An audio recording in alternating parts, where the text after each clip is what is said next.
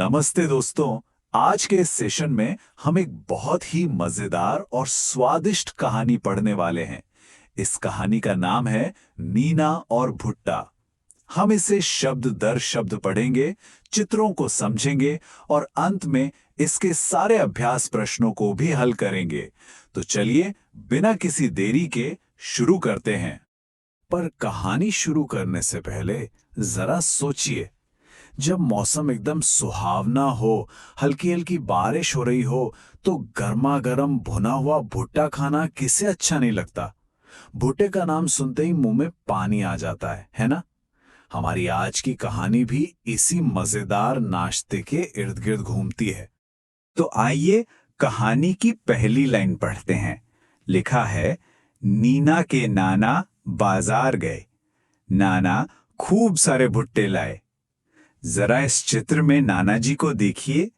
उनके दोनों हाथों में इतने बड़े बड़े थैले हैं और ध्यान से देखेंगे तो उन थैलों से हरे भरे ताजे भुट्टे बाहर झांक रहे हैं। ऐसा लग रहा है जैसे वो सीधे बाजार से घर लौट रहे हैं। अब यहाँ एक बहुत ही मजेदार सवाल दिमाग में आता है। नाना जी के ये थैले इतने भारी लग रहे हैं, तो इनमें आखिर कितने भुट्टे होंगे? जरा अंदाजा लगाइए। 10, 20 या शायद उससे भी ज्यादा। ये सच में सोचने वाली बात है कि उस बड़े से थैले में कितने सारे भुट्टे छिपे हो सकते हैं। चलिए आगे पढ़ते हैं। नाना ने नीना के लिए भुट्टे भुने। चित्र में देखिए, नाना जी एक छोटी सी अंगीठी पर कोयले की आंच में भुट्टे भून रहे हैं और उनके ठीक पीछे खड़ी नीना को देखिए। उसकी बड़ी सी मुस्कान बता रही है कि वो अपना गर्मा गर्म भुट्टा खाने के लिए कितनी बेकरार है। और फिर क्या हुआ? नीना ने जी भरकर भुट्टे खाए। यहां नीना आराम से मजे से बैठकर अपना भुट्टा खा रही है। लेकिन रुकिए, जरा पीछे देखिए। दो छोटे छोटे पक्षी भी वहां मंडरा रहे हैं। ऐसा लग रहा है जैसे वो भी नीना के स्वादिष्ट भुट्टे का एक दाना चखने का इंतजार कर रहे हैं।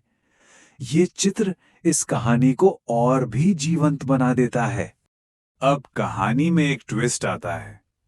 नीना की नानी ने भुट्टे उबाले। जहां नाना जी ने अंगीठी पर भुट्टे भूने थे, वहीं नानी जी ने एक अलग तरीका अपनाया।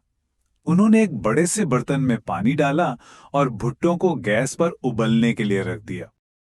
अब आप सोच रहे होंगे कि आखिर नानी जी ने भुट्टों को भुनने के बजाय उबालना क्यों सही समझा।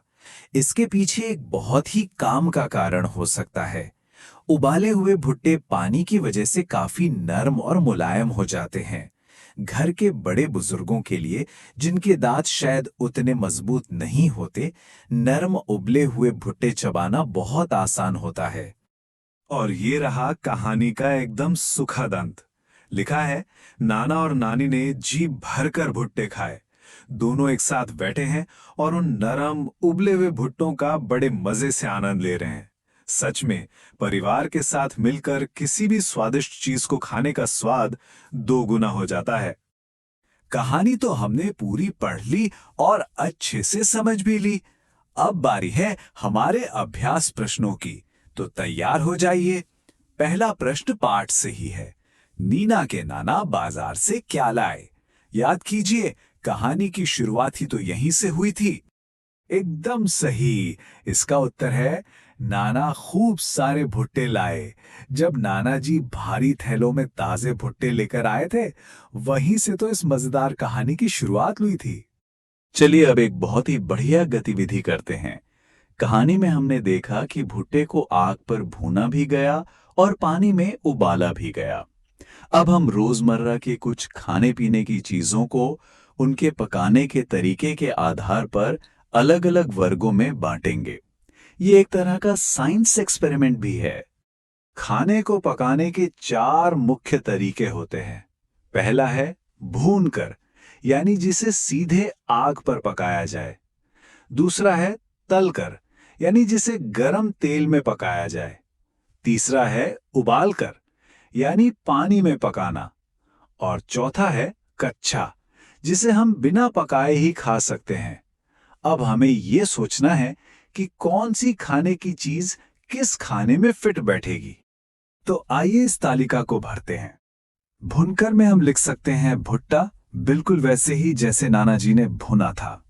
तलकर खाई जाने वाली चीजों में आती है हमारी फेवरेट गर्मा गर्म पूरी। उबालकर हम अक्सर आलू खाते हैं, जिसे सब्जी से लेकर पराठे तक में डाला जाता है। और कच्चा खाने वाली चीजों में हम गाजर लिख सकते हैं, जो सलाद के रूप में सेहत के लिए बहुत अच्छी होती है। खाने पीने की बातों से अब हम भाषा के एक बहुत ही जरूरी हिस्से पर आते हैं। यहाँ हम दो स्वरों का अंतर समझेंगे, छोटा ऊ और बड़ा ऊ। छोटे ऊ की मात्रा को हम झटके से या जल्दी बोलते हैं, जैसे पुल, जबकि बड़े ऊ की मात्रा को थोड़ा खींचकर बोला जाता है, जैसे फूल। आइए इससे जुड़ा एक मजेदार अभ्यास करते हैं। यहाँ स्क्रीन पर हमारे सामने कुछ अधूरे शब्द हैं, जो पाठ से ही लिए गए हैं, लेकिन इनमें ऊ या ऊ की मात्राएं गायब हैं। ये शब्द लिखे हैं गेहूं, दूध, आल, भट्टा, भाल और कल्फी। बिना सही मात्रा के तो इन्हें पढ़ना भी अजीब लग रहा है ना? चलिए सही मात्रा लगाकर इनकी स्पेलिंग ठीक करते हैं। अब देखिए इनका सही रूप। गेह में जब बड़े ऊ की मात्रा लगी तो ये बन गया गेहूं। दधा में बड़े ऊ से बना दूध। आल बन गया आलू। भट्टा में छोटे ऊ की मात्रा लगी तो ये बना कहानी वाला भुट्टा। भाल से बना भालू। और अंत में कल्फी में छोटे ऊ की मात्रा लगाई तो ये बन गई हमारी ठंडी ठंडी कुल्फी। देखा, सही मात्रा लगाने से शब्द कैसे बिल्कुल बदल जाते हैं। अब हम आज के इस सेशन के बिल्कुल अंत में आ गए हैं, लेकिन जाने से पहले जरा अपनी कल्पना के घोड़े दौड़ाइए। सोचिए, अगर कहानी में नाना जी बाजार से भुट्टे की जगह खूब सारी मटर ले आते तो क्या होता? नीना मटर को कैसे खाते? नानी मटर का क्या करते? क्या पूरी की पूरी कहानी ही नहीं बदल जाती? और दोस्तों, यही तो कहानियों का असली जादू है। हम अपनी कल्पना से किसी भी कहानी को एक नया मोड़ दे सकते हैं।